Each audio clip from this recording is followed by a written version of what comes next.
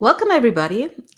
I'm here today again with new work specialist Pamela Rath, and we're going to talk about what competencies we expect managers and leaders in the new workplace to have in the coming years. We have seen a shift, not just because of the pandemic, but accelerated by the pandemic. And we would like to discuss what it takes, to lead this new workforce we will be seeing. Welcome, Pam. Hello, thanks for having me. Hello, Ronke.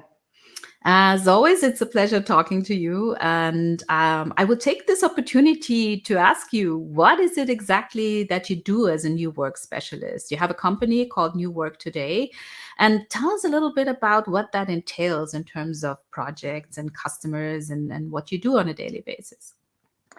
What I do is I consult companies with new work topics, basically. So, which I consider a new culture, new leadership.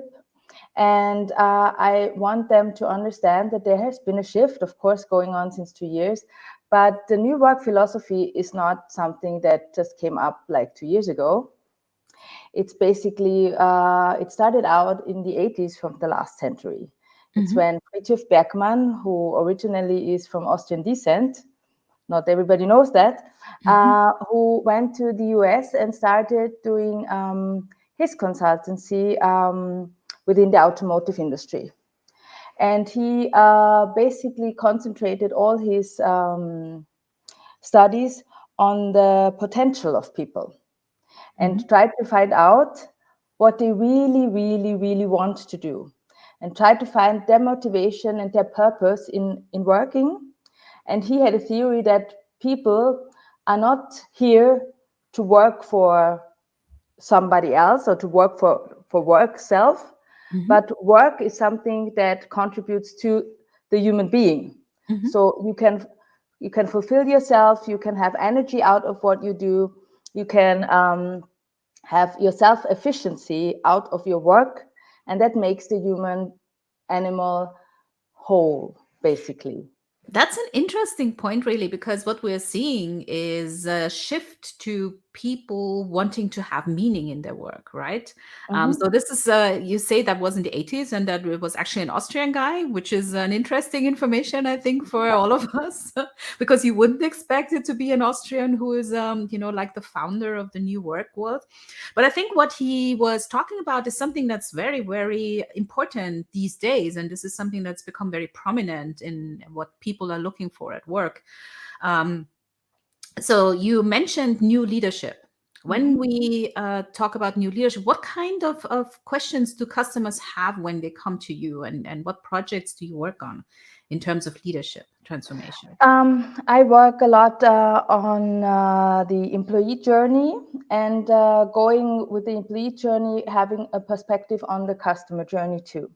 So a lot of things are stretching self-responsibility within the teams, so people can take decisions and pointing out customers' needs for themselves, finding also the meaning within the customer relationship, and finding out what the customer really needs and how the company can address those needs and can meet with those needs in the end. So it turns out that leadership has to go into somewhat of a direction, as Simon Sinek calls it, servant leadership, being the person who cares for others and who supports people to thrive and to support others. So it is more a it changes the swift from push to pull, basically, that we know from the managerial perspective, and the leadership is the other way around. We don't tell people what to do.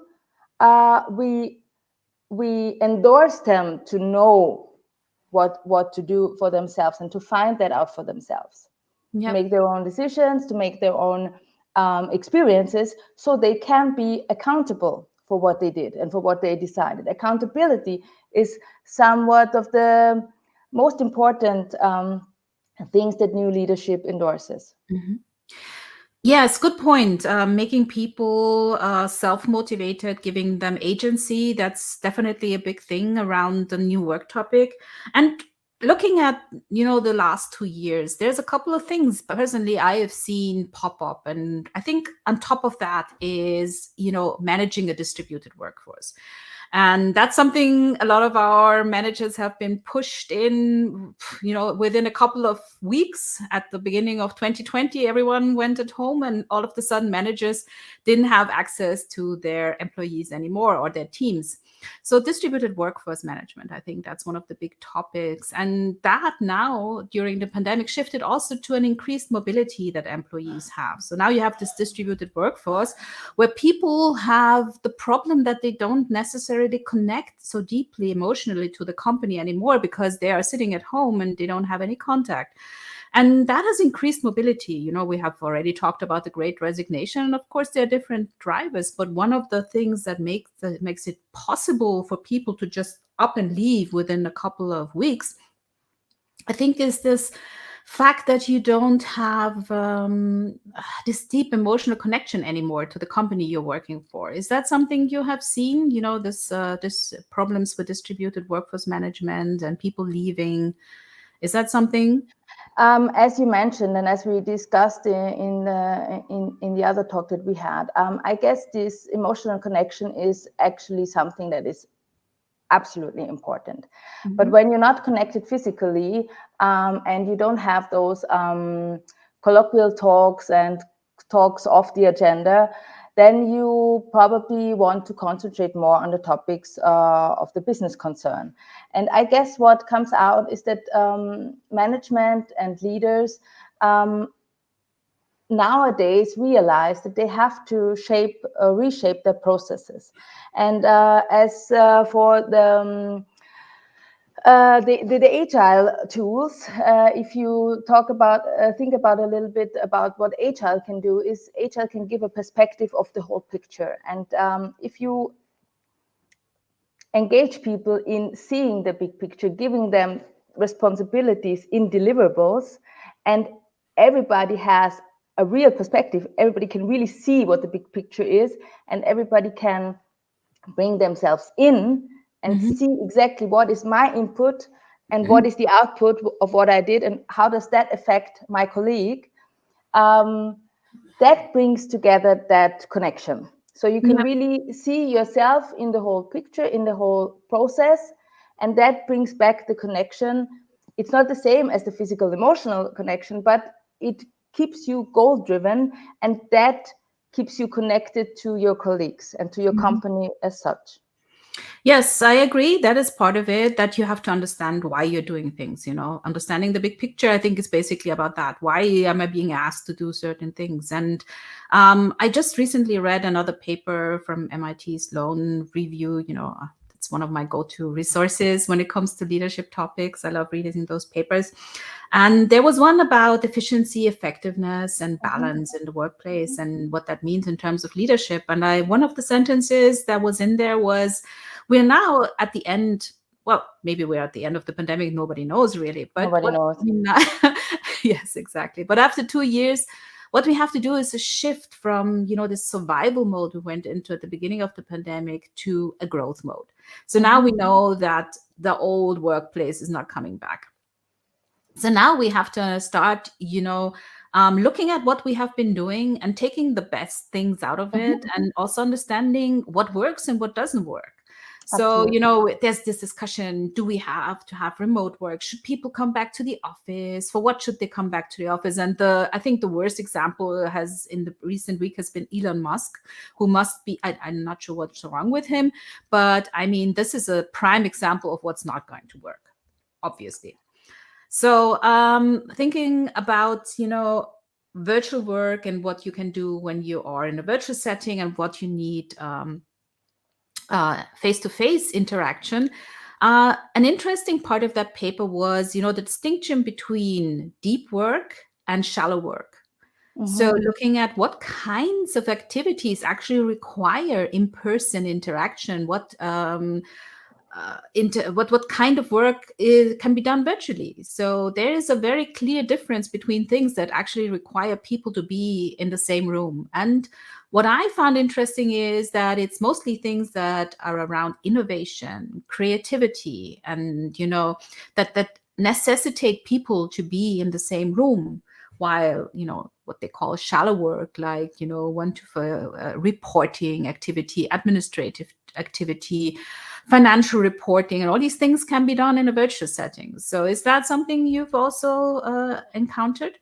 Absolutely. Basically, that's what you call workplace design nowadays. You really Mhm. you don't only think about really the workplace settings and how, I don't know, desks and computers must be organized and what tools are people using for collaboration, but also what is the purpose of coming together? What is the purpose of a meeting?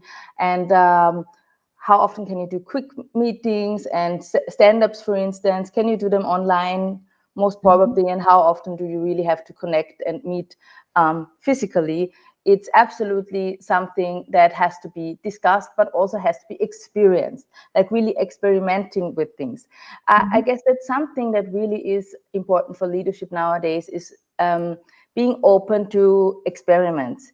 You don't have to know everything. Mhm. You cannot know everything. This situation, we haven't had that before. So everything that has worked in the past does not have to work necessarily also in the future.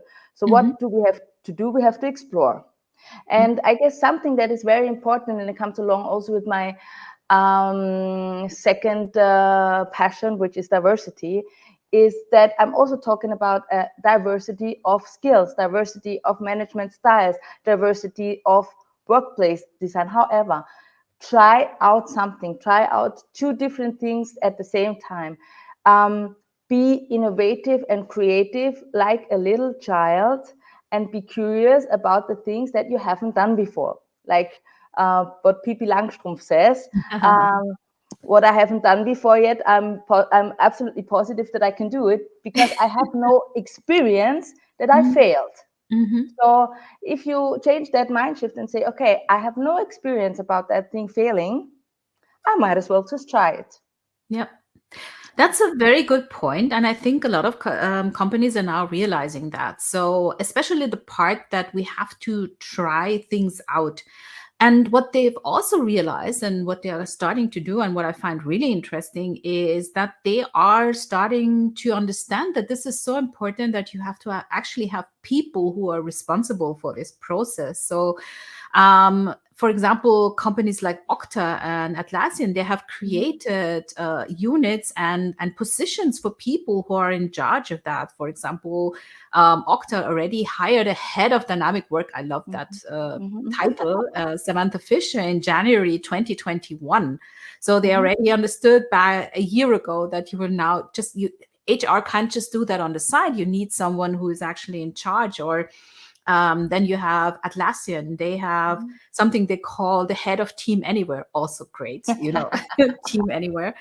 Yeah, very And nice. they also have hired someone, Annie Dean, to be the head of that team. Mhm, mhm, And mhm, she works, of course, close with the HR team and with the CIO's office. But um, I think what's important to understand here is that these companies have understood that it makes sense to bring all these experience that you make, the mistakes and the successes that you have with this transformation, that you have to have one point of contact where everything comes together, because that will allow you to react more quickly. If so having one person who gathers all this information together, and then analyzes and compiles the takeaways from that, will mhm, allow you to transform so much quicker than if you just do this on the side and hope that HR and the manager are kind of doing their job. So that's an interesting development, I feel. I mean, there are other companies who are doing it a little different, but they are like Cloudflare, that security company. They have hired someone as a chief of staff for this role, mhm, but just as an intermediate, because they feel that after, like 1, 2, 3 years, that role will kind of go away, because, it will become the new normal, which is mhm, probably true. and then that person will take off on other roles. So they have Mhm. made it part of their HR, but there's a specific person who's in charge of that transition. Mhm. Mhm. Mhm. Yeah, what I consider important is that the big corporates have already realized that they need to work in terms of into operation systems, like JP Cotter says, you have two operating modes, Mhm. and one is run and the other is change. And you have people who work in the run environment who are doing what has to be done on an operational basis in order to gain money and to Mhm. produce. And there's another organization within the organization who is preparing for change, who is are doing innovations and adaptations. And Mhm. you have to take those two on the same level and with the same perspective and importance. And Mhm. one is really creating what making the money, but also the adaptation process, and the other is completely experimental focused. Mhm. And Yes. you can also call that, I don't know if the right English word is ambidextrous. It's Yes. ambidextry Ambidextrous. Yeah. Mhm. in German.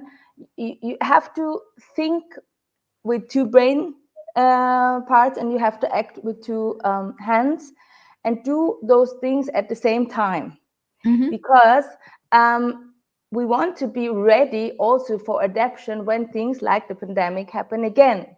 It's Mhm. always to try out things. What happens if? What happens if?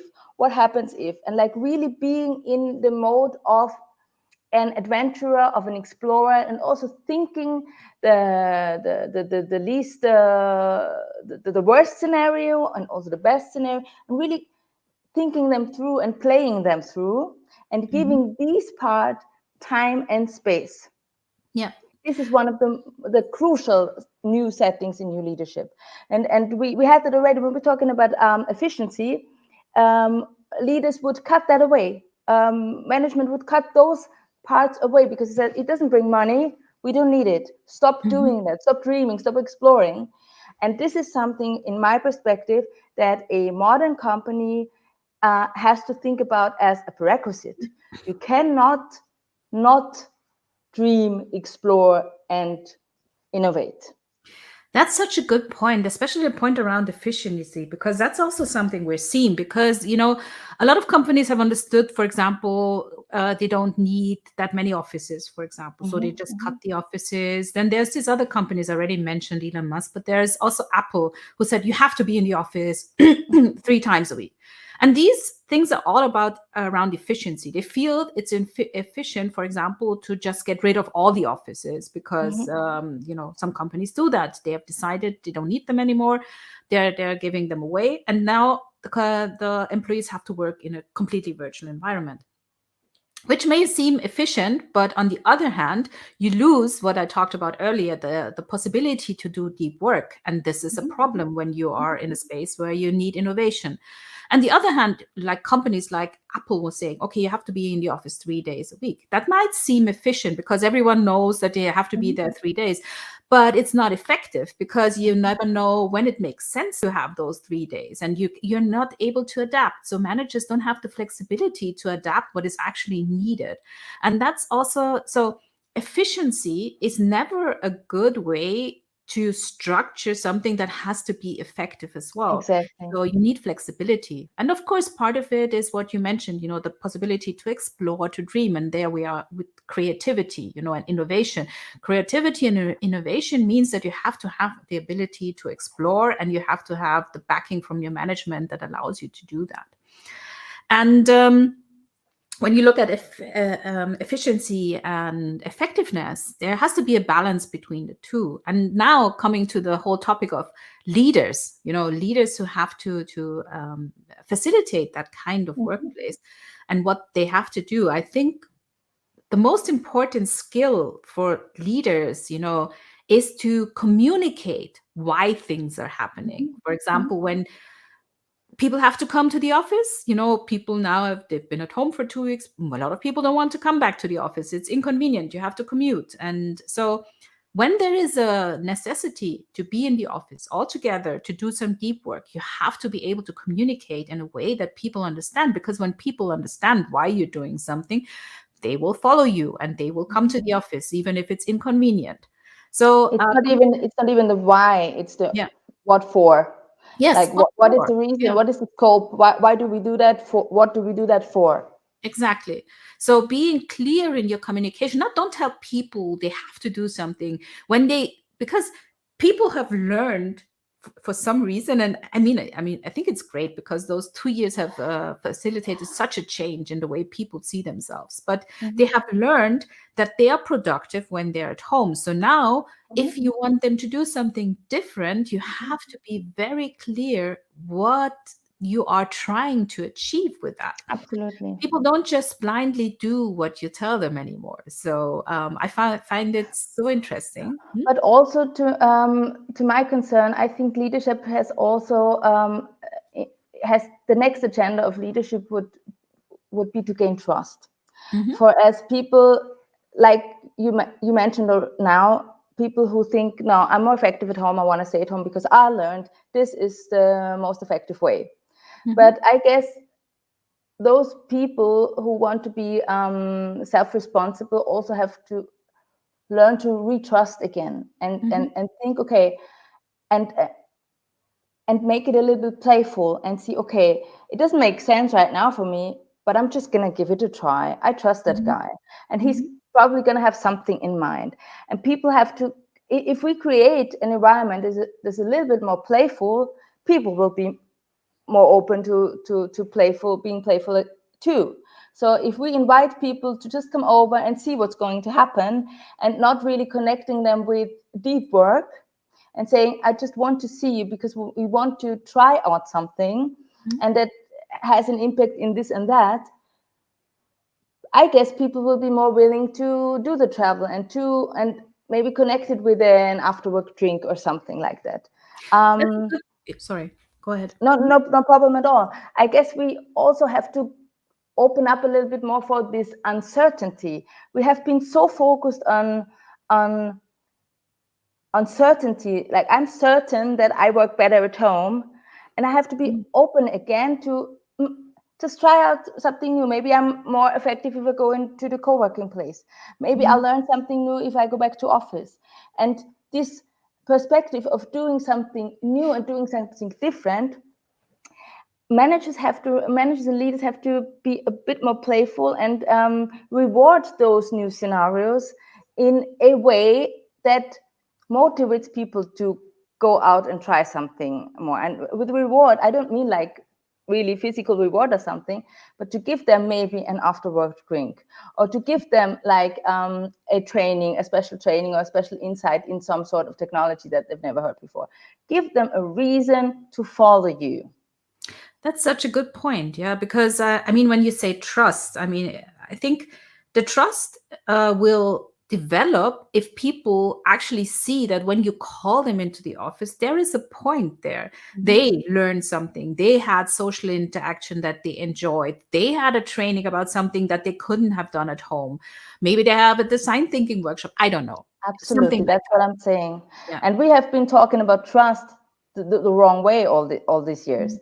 We've been talking about managers who didn't trust their people to work at home, and that was just amazingly stupid, to be honest. Because people did work at home because they loved to do something at home when they couldn't go out, and they Yeah. wanted to be self-effective. They wanted to see their results. They wanted to see what was in them and to prove their worth, Yeah. even and most probably because they were not seen. They showed themselves in the virtual place. So what we have to understand is that trust has to be grown the other way around. Mhm. I need to trust my leader that it is worth for me to do the commuting. Yep. I have to trust But my leader that it's worth to go there and to get something out of it. yeah, What but is it I in for think me? that's That's what the yeah. Gen Z always thinks and says. What is it in for me? Yeah, but I think that's the point. I mean, what we had up to now was not, we didn't trust the leader. We were asked to have blind faith. Mm-hmm. So Mm-hmm. it was your leader said something, you were supposed to do it just because he was the leader, and that does not work anymore. So Exactly. I mean, and trust doesn't happen, just because you tell people to trust. They have to learn that there it makes sense to trust, that Mm-hmm. when they trust that person, that person will not fail them. So I guess that's Exactly. that's one of those big things about leadership now, that people don't have to, they will necessarily respect you if they trust you, but you Mm-hmm. cannot expect people to trust you and respect you from the beginning. You have to do something, and that means you have to communicate, you have to be authentic, which is such a weird word because people always think they're authentic anyway, but it means that what they see is actually who you are, that you don't lie to them to make them do things, you don't disappoint them when you ask them to do something. There is an upside. And you talked about after work drinks, and I like that, because one of the things that we found over the past years is that now that we have lost, I talked about this, we have lost this connection to our company. Mm-hmm. So we really have to recapture that, to rebuild that social fabric of the Mm-hmm. company, the Mm-hmm. connection, the shared cultural norms, and all these things. Those have to be rebuilt, but differently. And that does not Mm-hmm. happen by telling people you have to go to the office and have lunch together. That does not work. But what you What can do.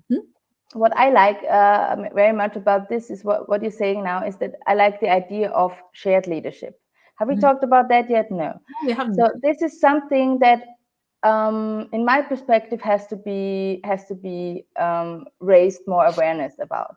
When you Mhm. have people who are in charge of your content, of your business identities, and then you have a person who is responsible as for people as a people guide. Mhm. And those two, nobody has to know everything, and they can substitute each other, and they create a whole person, a whole leader, and Mhm. they can be authentic in who they are. Like, I'm the expert in technology and I'm the expert in psychology, for instance, and together we can be a perfect leadership team. Mhm. And this is something that I miss, that we are not we have to talk about leadership as not it is not a position. It's not Mhm. something one person has to incorporate.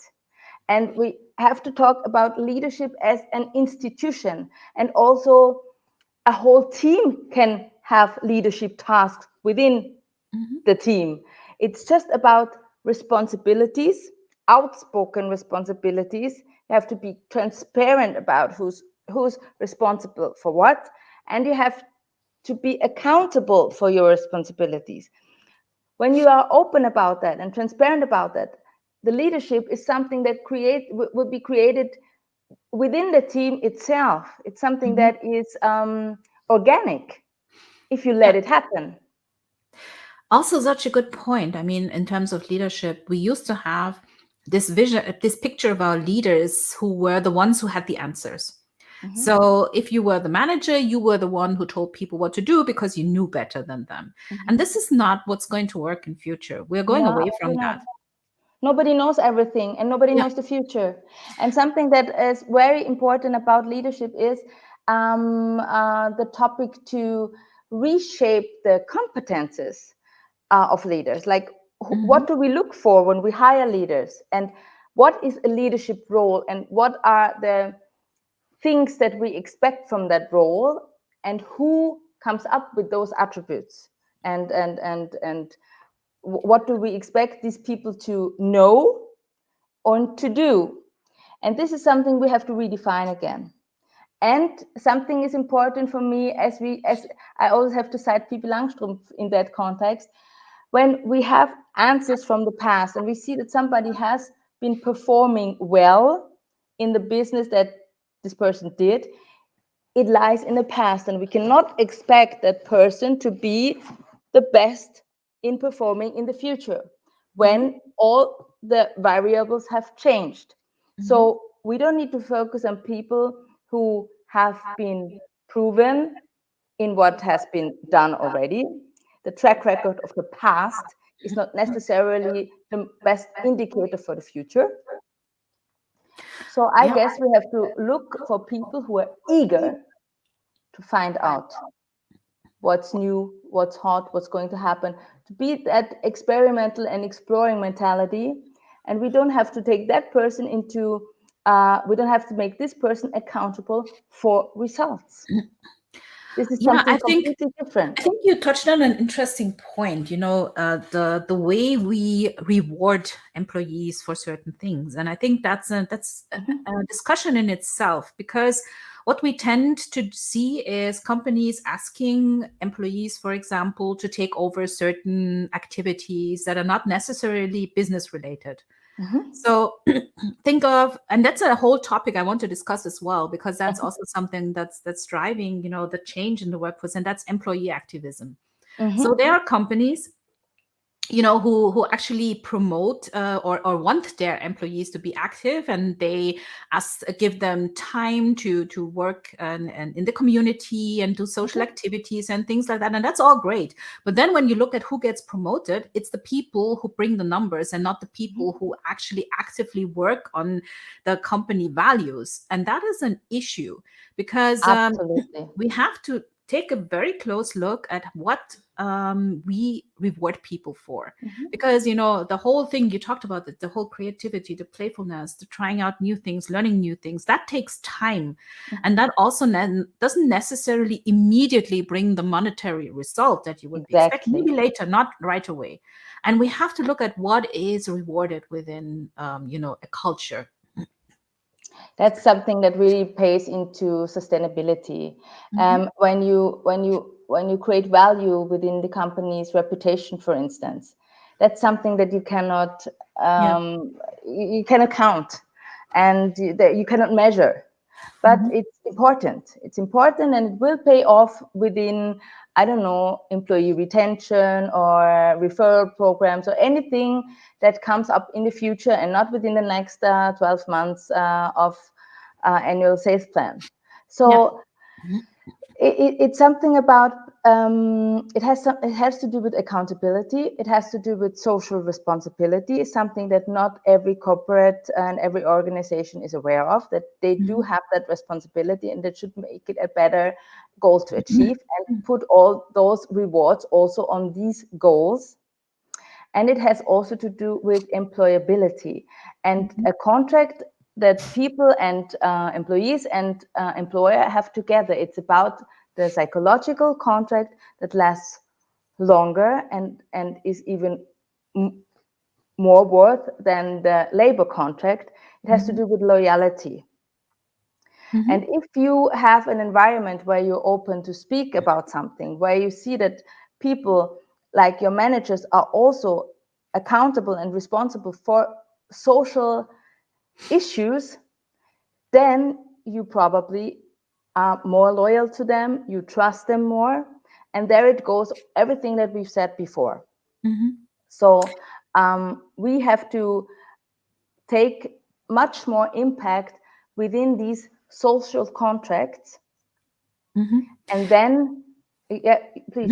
No, You I'm can just I please. just wanted to agree with you, because that's one of the big movements within the workforce, and Mhm. it's how employees are demanding that managers have a stance on topics like climate change, racial equity, all the things that are important in society. Diversity is a major topic for the Gen Z.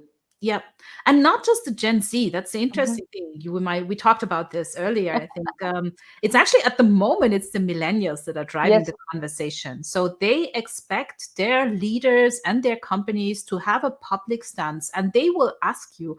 And if you don't have an answer, you are in trouble. Mhm. And you have So to have that corporate social responsibility. You have to know that you are part of the community, and you are responsible for the welfare of a community.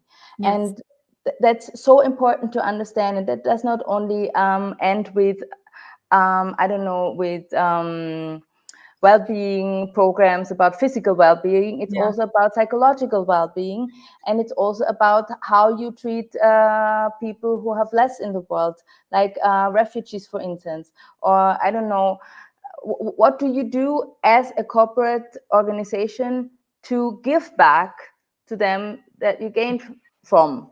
Yeah. basically. And it's interesting, you know, a lot of companies might think, no, we don't want to engage in that. And we just tell our employees, no, we are a company and we just focus on what we are producing. We're not a political organization.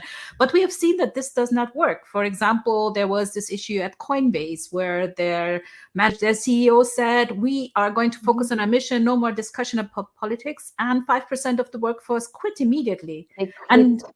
yeah, quit. And we had the same thing at, I think it was Base Camp. A Mhm. third of the workforce quit.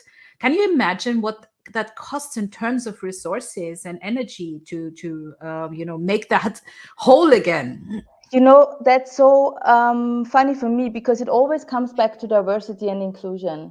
And Mhm. if you don't include the holistic human being, the Mhm. human animal as it is within its values, and that's the difference between an animal and the human animal. Yeah. We have values that we stand for, and if you counteract to those values, or you don't accept them, or you diminish them, Mhm. I don't want to be with you anymore. And those generations, millennials and Zs, they have the guts Mhm. to say that, and they have the guts to go out and say, I don't want to work for you anymore because there's 100 other jobs I can do, and I Mhm. want my employer to be sustainably responsible, to Yeah. care for a better world, because I want to have children and I want them to work and live on this planet. Yes, So exactly. take your act Exactly. together and do something meaningful. And I have this idea that probably in next 10, 15, 20 years, a lot of companies will die who have Mhm. no meaning, who have no purpose within responsible goods, responsible services, Yeah. because nobody's going to work for them anymore. That's Nobody's actually going what to I work really for them. think. Yes, very Nobody wants true. to work for Nobody them. will want to work for them, at least not the good. We always have to acknowledge that there are Not in the people who, Western world, you not know, in the Western um, industrialized world. yeah, not just that. I mean, I've read that it's also a topic in China where people Okay. identify even more with the company they're working for. Of course, Okay. their material status is different, but they still have this urge to work for someone whose values they Mhm, mhm, understand and also have. But I think it's not just that people won't work for them; it's people won't buy their stuff. And it's also something that the absolutely. what you project inside will actually project to the outside because people will take their grievances outside of the workplace, and that's something that's so important to understand. If you don't engage with the activism that's important to the employees, they will go to the streets, they will go Absolutely. online. They will talk about it. There will be bad reviews. For example, we talked about in our last session, we talked about the whole Mhm, Glassdoor reviews. People read mhm, those before they mhm, go and sign a contract. They will actually go out on the streets. We have seen, for example, remember the Netflix thing with that comedian who made jokes about trans mhm, women, and the Netflix employees actually went on strike in front of the building, and things like that mhm. happen all the time. So you can't just say we don't talk about it. You can't say we don't care. So you have to find a way to engage. And one of the way to engage is definitely not just to pretend, because people notice if you just talk the That's the talk and don't. authenticity we were Yeah, talking yeah, about yeah, yeah. before. But it used to work that you just put the values on your web page and said, okay, we're sustainable, what's important to us, and that was that. And people Mhm, just shut up. But that mhm. I'm sorry, that doesn't work anymore. People No. actually expect you to act the way you talk Walk about. the talk, absolutely. Yeah. And they find out immediately. Gen Z is like a really detector. They find out immediately, and they go away if they don't find what that was promised to them. They Mhm. will go away in the trial period. They're gone, Yeah. and that's really something important for me to understand, or to make understand, is that even if leaders or management, let's take the right wording, management doesn't really believe in the same values, yeah, that is perfectly okay, but they have to create an environment where those other beliefs have can be stated, Mhm. and they have to include and make people participate, also if they are from another belief or from a different religion, or believe in something different. Because if they don't let those people live their beliefs, they will not interact in that way that innovation is needed. They will not bring Mhm. in their whole selves. They will Yeah. not bring in all their ideas. They will not be creative and innovative for an organization that doesn't give them the trust, and they will not share the trust, vice versa. It Yeah. is an environment that cannot grow. Yes, inclusivity is a big topic. We saw that as well, because I remember that was, I think, the top driver for a toxic workplace was Mhm. non-inclusivity. Absolutely. And this absolutely touches on that. People will not bring their best selves to work if they don't feel included. They will not engage. They will not be creative. They will not drive innovation. And this brings me to the leadership we need, because there's a lot of social topics or maybe environmental topics that you might not know anything about. So Mhm, what is mhm. your stance when you don't actually have an answer? What do you Uh-huh. do? And I You think, educate yourself. That's what yes, you do. but it's not just to educate. Of course, you have to educate yourself, but it could be too late. Something has Mhm, happened, and now you need to react. And I think understanding that you don't have to have an answer, but you mhm. have to show the willingness to find out by sitting down and talking with the people who are impacted, giving them a space to Absolutely. air their emotions and whatever that is they want to talk about, and just listening, being capable of active listening and making people feel heard. And also, balancing between the fact that there will always be someone who's not happy. If you Absolutely. decide to take a stance in a certain way or move with a certain movement, then somebody else might not be happy. How do you balance that? How do you make those people feel heard who now feel somehow left out? So I think what we can say is that a lot of leadership in the future will be not around doing, it will be around listening, right? Mhm, mhm. It will be about around the soft skills, Yeah. around empathy, but also you have to have the balance. It's probably the same thing that we talked before, the ambidextrous situation. You have to care for Hmm. business needs, so a company can survive, but you Yeah. also have to take responsibility so society can survive, Hmm. the Yeah. planet can survive. And this is something that we are talking about too little, is responsibility. Hmm. And this is something that we also have to teach. We have to teach responsibility in schools. We have to teach responsibility at universities. What does that mean? It does not only mean bring your figures, Hmm. but also do the right thing. Yeah.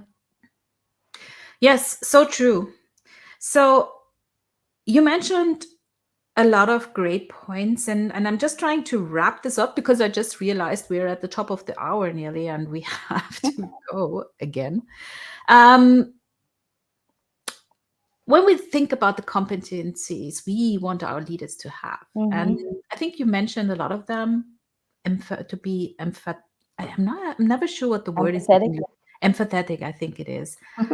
Being able to listen, being able to balance between the different needs, being able to make you trust them, Mm-hmm.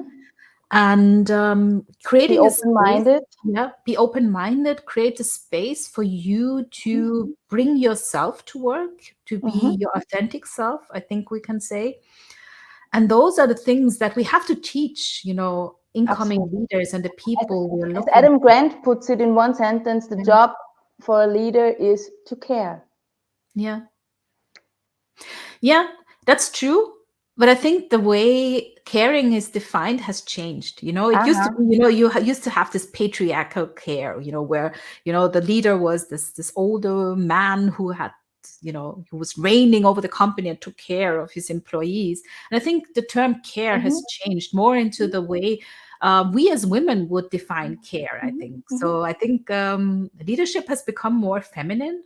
Can you Absolutely. Maybe that's weird to say, but I think it has. It's all around this skills that a lot of us would necessarily bring anyway, and now we have to bring that into the workplace. We're allowed to bring that into the workplace more, which is great.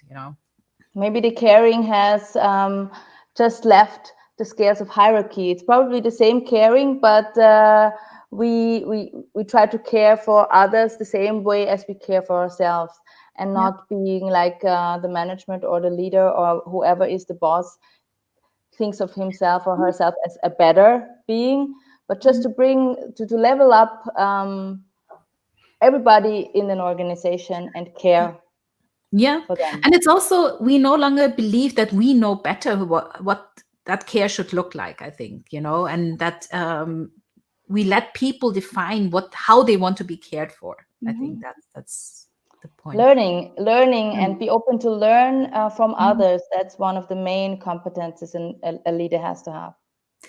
Okay, great. Thank you, Pam. We'll end at this point, and I hope to continue this conversation soon. It was amazing We talking, will. and have a wonderful afternoon and rest of the day. You Thank you as well. so Thank you. Bye, Ronke.